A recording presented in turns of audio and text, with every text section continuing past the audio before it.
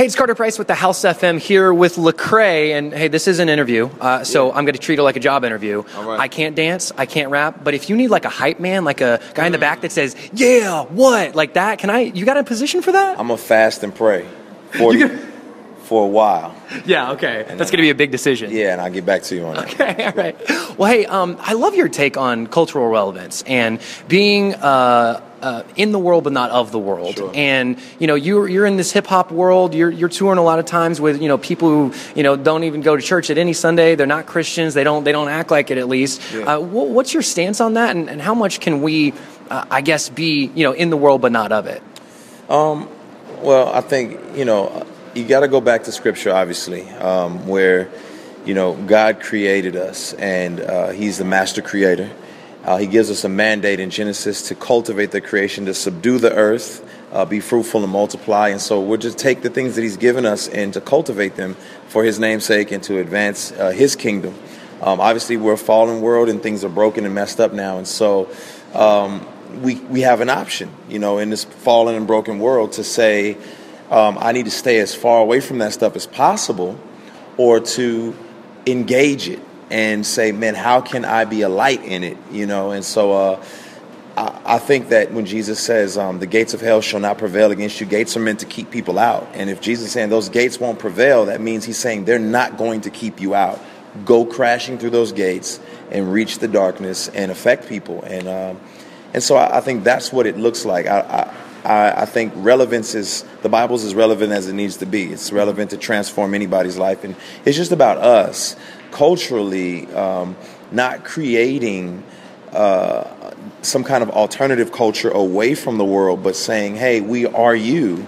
And we're building upon what we already understand and know with truth, with beauty, with goodness, and impacting people with that. Yeah, that's cool stuff. You guys have a lot of fun when you're on tour. I saw one where you had some guy with his shirt off on the Winter Jam and jumping in the snow or whatever. And my former roommate works for you on tour. His name's Brandon Rycroft, and I roomed with him. He plays pranks. I'm sure you guys do other things. You got any funny things from on tour? The funniest thing you guys have ever done? So, man, this round, we've been at it for a while now, so now we're kind of like we're wearing down. But it just depends. It's always something. Locking somebody out of their phone for 24 hours. Hiding somebody's contact solution or something. It's just putting people's sunglasses in the toilet. Just the list goes on and on, man. He was my roommate. It was a weird thing because it was like potluck. He wasn't on campus, but it was like potluck. I just moved into this house, and 2 weeks. I don't even know the guy. 2 weeks in, I walk in. He's on the ground. His keys are sprawled out. His phone's sprawled out. I'm on the phone, and he looks like he's passed out. And I go, I gotta call you back. I think my roommate's dead. And I walk over there. I go, Brandon, and he gets up and he goes, got you, new roomie, and then walks off. So if he ever gets you with that, just go ahead and slap him for me if you can. Okay, that's hilarious. You're a very busy guy. What's that like, transitioning family, tour, and what you're up to off tour too? It's just prioritizing. I think a lot of times we esteem our careers or our ministry, so to speak, and we hold those in a high regard. And I'm a person that believes that first and foremost, my soul and my mind and me emotionally has to be taken care of for me to function well. So I make sure that I'm spiritually grounded and connected. Then my wife, she comes as a top priority before everything else. Then my kids. Yes, that's right, wife first, then kids, because kids want mommy and daddy to stay together. So if y'all don't give us some us time, no. But and then after that, if I have anything left after that, then I give it to the world. And so I really do prioritize. As soon as I get a break, I'm at home, and when I'm at home, I'm at home. I'm not running around trying to be some kind of super busy person. Right. So, right. Yeah. One last one before we get you out of here. Our pledge drive coming up. We're listener supported at the House FM. Yeah. Talk about the importance of Christ-driven music and maybe either how you were affected by it when you realized. I mean, obviously, I know you didn't grow up a Christian, and you realized, wow, hip hop can be relevant with the Christ-centered message, or maybe how your song has affected somebody, and just the importance of that in general.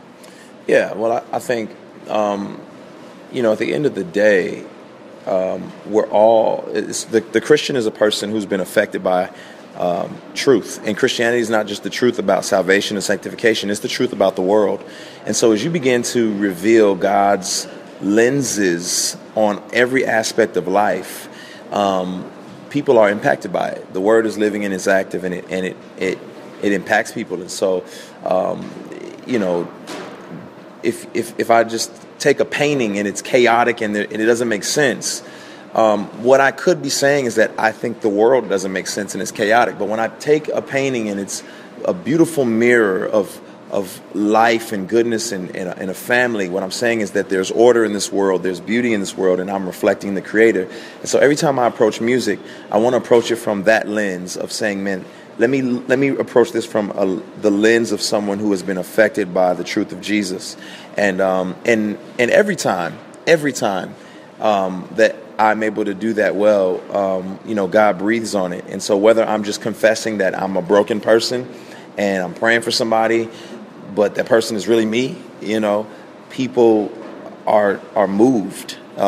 Whether I'm explicitly communicating grace in the gospel, and there's been life change, and people are transformed. But I think more than anything, people are just encouraged that consistently they're hearing a consistent voice of someone whose life is transformed, and they find that if the person on the other end of this microphone or this CD can be changed, then there's hope for me, and that's why I do it.